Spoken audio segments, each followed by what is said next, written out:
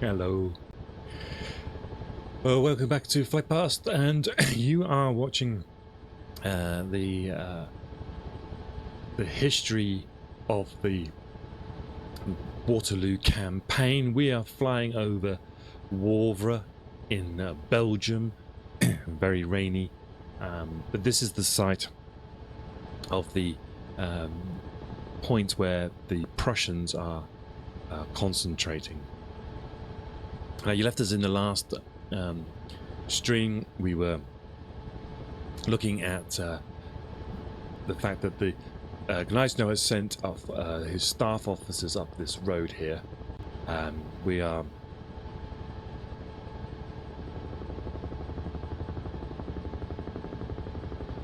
currently heading south. We're going to we're heading back to where the staff officers are, who are in a place called Mellery, down north of the Battle of Ligny. The staff officers have got up here, and they've stopped the column. They stopped the column at this place called exile, which is basically this. It's part of this Levant de Neuve here. They send the message back saying we've stopped the column, what do you want to do with it? And the answer comes back that Zeiton's corps would go to a place to the west of Wavre, over the river Dyle, or Dyle, spelled D-Y-L-E. So let's swing back. At a place called Biège, which we found in the last stream.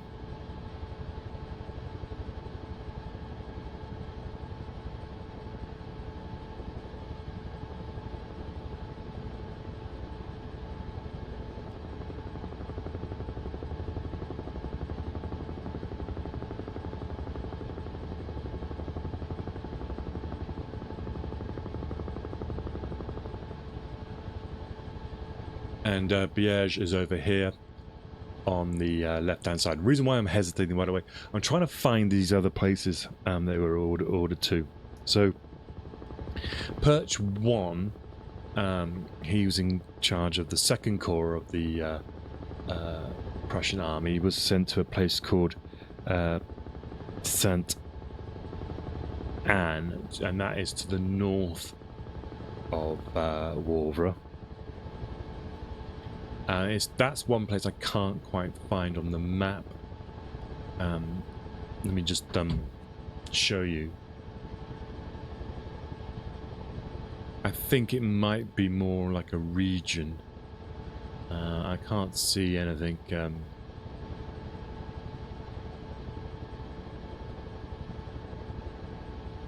They say to the north. Now I know that this place here is a chateau, and it's called La Boette. Now this is where the 3rd Corps of Thielman is ordered to go to here. This place down to the southeast called Dion-le Mont. This is where Boulou's Corps is eventually asked to go to. So remember, Thielman's 3rd Corps had retreated to Gembloux, and then they will move up, and they'll go through Wavre, and they'll end up here. Zeiton's Corps came off the battlefield in the direction of Tilly and Mellery. They pour up here, and they possibly followed the river, but they ended up at Biège, just here.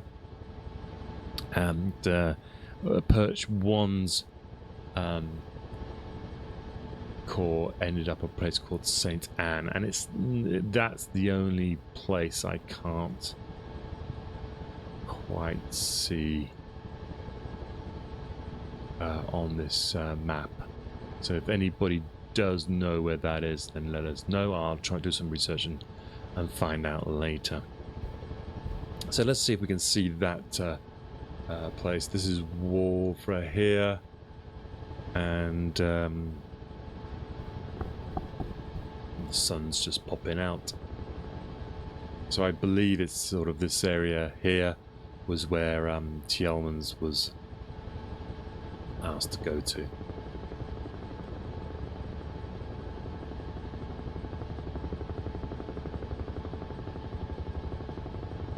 And we'll just do a quick look around. In fact, I'm going to pause and jump out. Let's get a good look.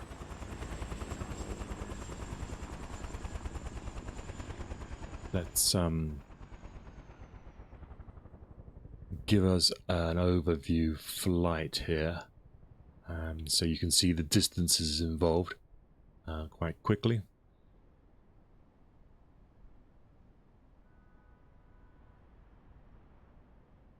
Now, what's interesting about this route that we are going to take is when people talk about Grouchy and how he doesn't march to the sound of the guns, and why he doesn't do that, and there might be a real an interesting reason for that, and it's this the nature of the terrain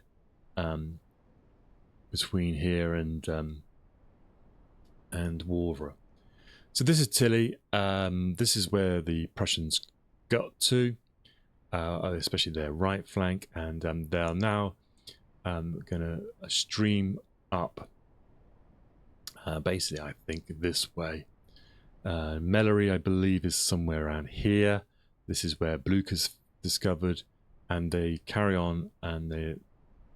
I think I'm going the right way.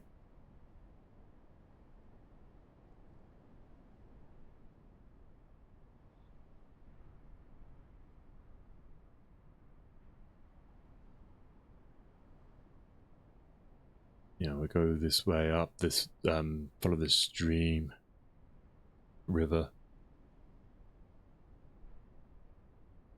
This is the, I believe, the direction. Yeah, this is the direction that they're taking. It's very similar weather, actually. It's for June, and they get to this place here, which is where they're caught up with, and then they're brought more organized to Wavre. So Wavre, they have basically this is the first corps concentration point, and the third corps concentration point is to the north. We believe the second corps is somewhere around there as well, and the fourth corps of Bülow will be arriving at a place called Dion-le-Mont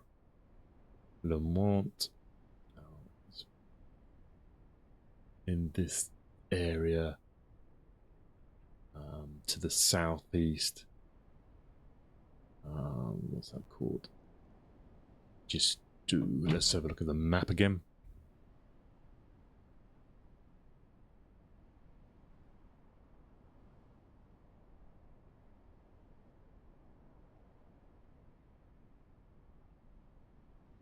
Okay, so Justu is on the way, so it's halfway in between here and Wavre.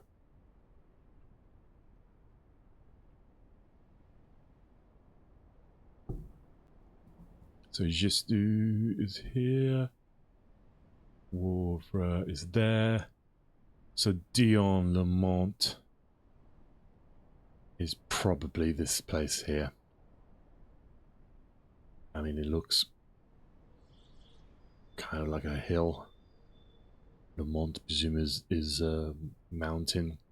So presumably this area here then is where the fourth corps of Bülow would get to,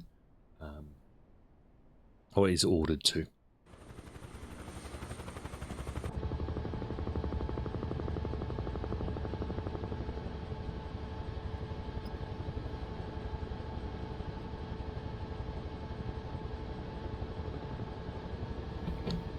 Cool. So if anybody's got any questions, that's great. We're talking essentially they stream off the battlefield late on the 16th, and the first officers are reorganizing probably by around about dawn.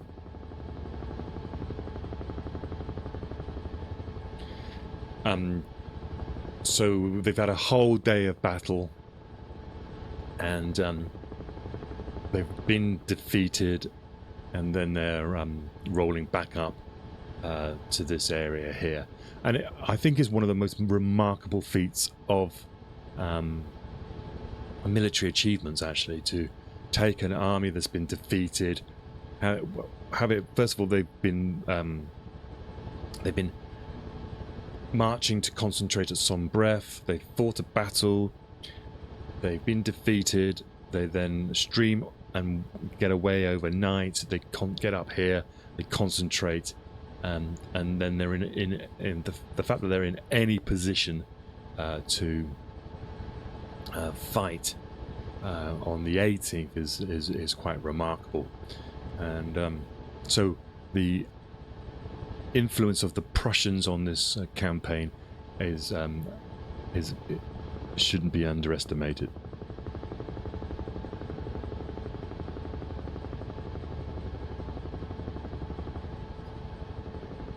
So this area here is the place where Ziethen's Corps, and Ziethen's Corps is amazing. I mean, they fought on the 15th.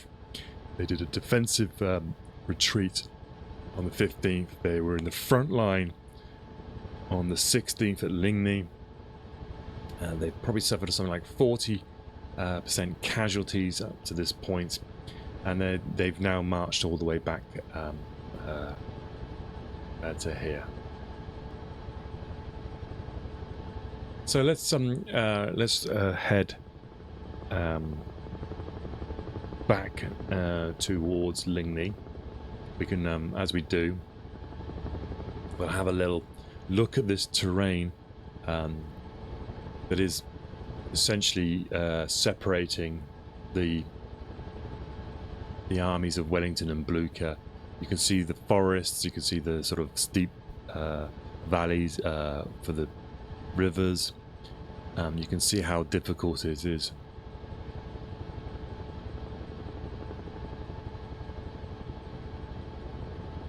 And we'll be doing this the story of their march across this land.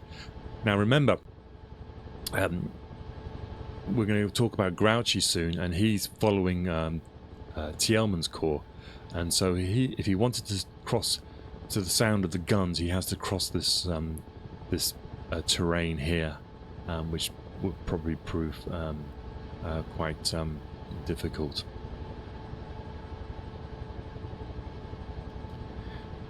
Now remember, so on Napoleon's side of things, his army needs to rest too. I mean, they've been marching and fighting for 2 days.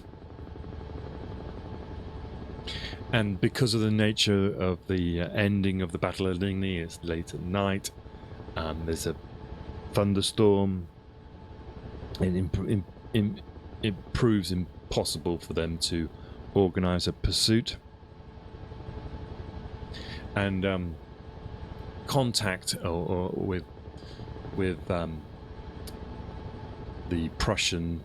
the organized parts of the Prussian army is lost in the night. There are clashes of French patrols with Prussians, but essentially they start to rest.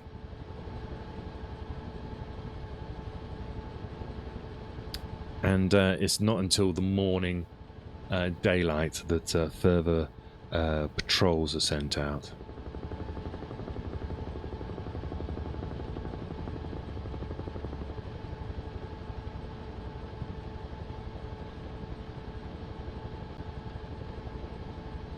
Now, from Napoleon's perspective, there is two things that he needs to discover in the morning of the 17th.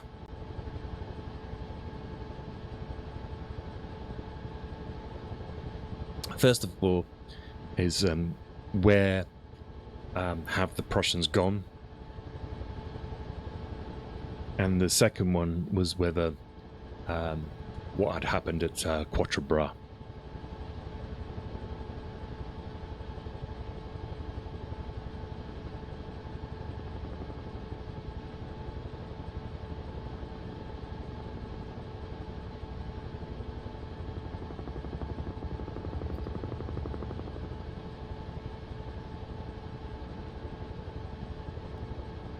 And I am getting myself lost.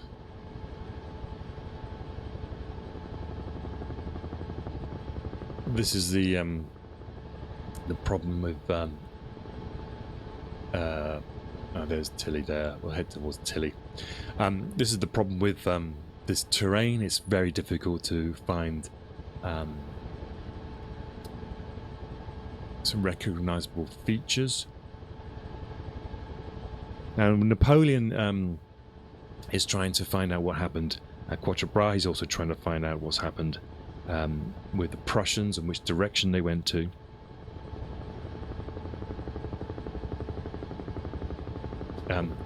As regards to Quatre Bras, he receives a report at 7:30 in the morning, and it indicated that Wellington was in control of the of Quatre Bras, and he was told that they were bivouacking on the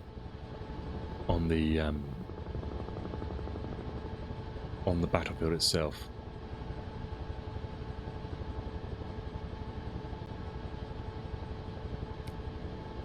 Then, pretty near to that time, the cavalry patrols came to him, and they reported that many Prussians were seen flowing eastwards towards Liège, Namur and Liège. So let's have a look at where that would possibly be. I'm not happy with some of these. So we're coming up on the battlefield of Ligny.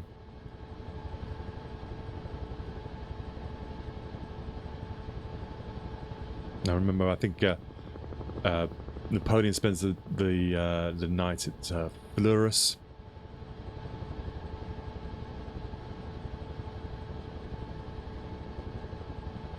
Some strange textures going on here. I hope we're not about to crash.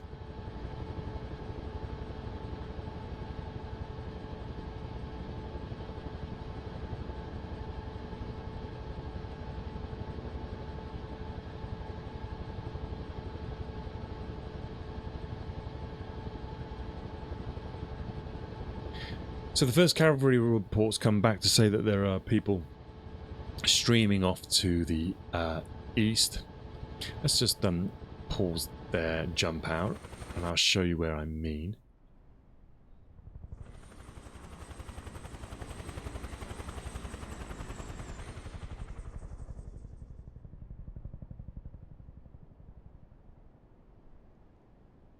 So this is the battlefield here, and Napoleon is spending the night here at Fleurus, and he's receiving reports from French cavalry. Remember, there was a bunch of cavalry in this area here, that there is a lot of no, this is some breath here. There's a lot of Prussians basically going down this road here. Now this road here, I believe, will eventually come to the place called Namur.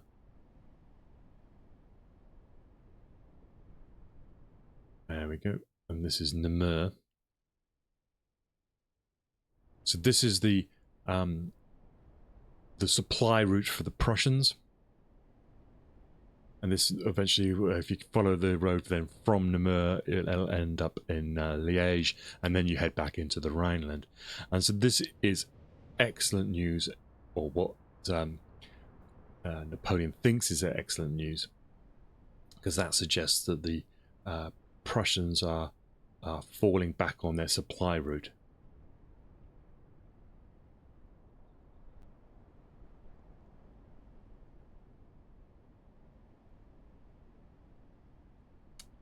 Okay, so he knows now. So it's 7:30 in the morning. He knows that Wellington is bivouacking on the battlefield of Quatre Bras. He's got a report that a large contingent of Prussians are streaming down the road towards Namur, and there's around about 8,000 of them, so it could be mistaken for a corps.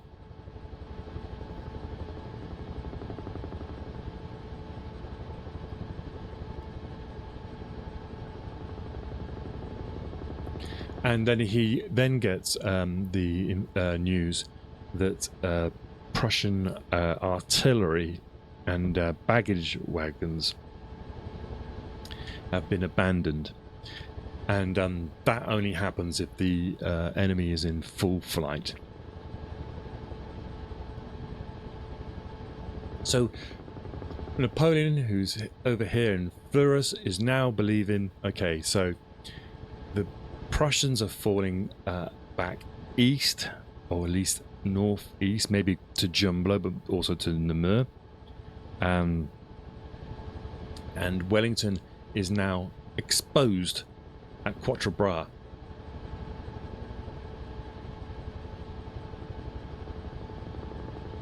And so he believes his strategy is working. His strategy has always been to attack the Allies on their join point, which was the road, the Charleroi-Brussels road, engage one of them quickly, and then turn on the other one. So he thinks that he's achieved the first part of that, and then he will now turn his attention to Wellington.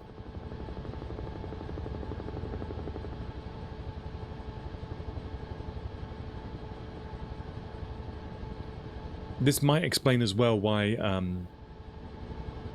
Napoleon doesn't think there's an urgency to pressing the Prussians. If he thinks his job's already done, then why stop the guys having their breakfast and recuperating from the battle? There's not a huge urgency there. It's a mistake, because basically what he's done is the patrols that he's seen out have gone looking mainly to the sort of east, and he's failed to send patrols to the north. And it turns out that the main retreat and the staff officers of the Prussian army have gone to the north. If he had known that, then maybe he would have seen the urgency to have pressed the Prussians even more.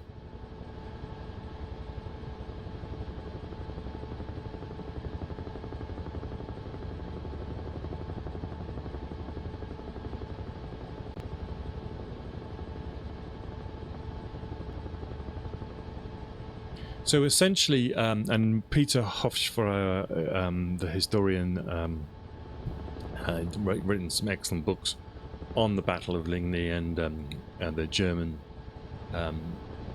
involvement, and believes that this is the point where Napoleon has lost, because he hasn't appreciated the fact that the Prussians will have retreated parallel to Wellington, or will be retreating parallel to Wellington, and therefore be able to come to his aid at Waterloo later on.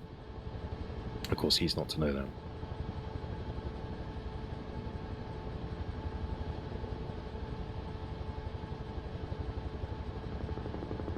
Right, and that seems like a good place to take another break. Thank you for watching this, and I will see you in the next one.